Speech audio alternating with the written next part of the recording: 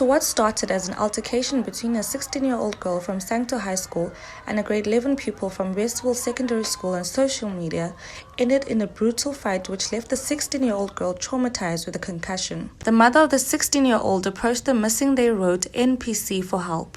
As though the student from Sancto High, the 16-year-old victim, shared transportation with the alleged bully from Westville High. So what happened is the driver had picked them up at Sancto, drove through to Westville, and suggested that the students get out of the vehicle due to the heat. All the students exited the vehicle and waited in the parking facility.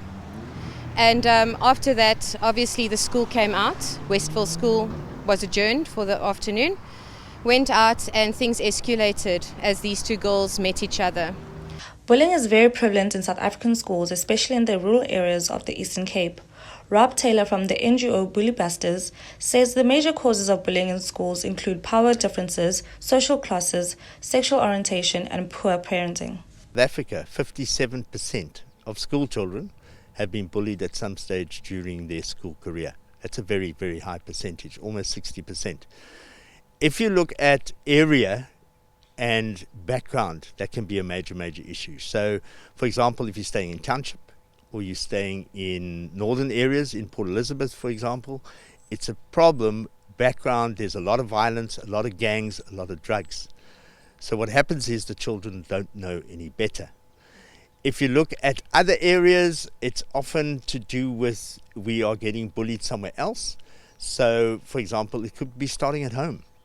It could be something that happens at home in the environment with other children. And basically, it's where I have low self-esteem. That's why I bully. We think we have high self-esteem because we're doing it. No, we bully because we have low self-esteem. A closed-door meeting was held at the Westville High School in Bethelsdorp between parents of the two schools in hopes of reaching a resolution of the incident. But as the department, there is a DC that is taking place on this matter.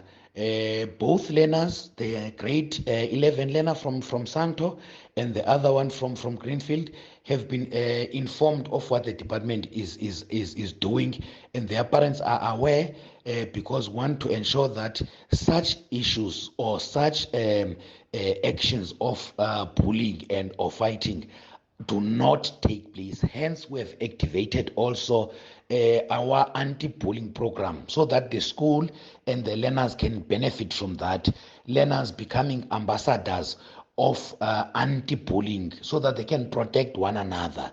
Secondly, like I said initially, there is a course that they are going to undertake which will focus on peer understanding and or peer review of one another, peer support program, so that at the end of the day, they know that they are brothers and sisters, despite the counseling that they will also be getting to be, so that they can be integrated back into the schooling system. In the meantime, the parents of the 16-year-old girl have opened up a case of assault to the grievous bodily harm at the Bethelsdorp police station. For Gqeberha TV News, I am Snayen Judu.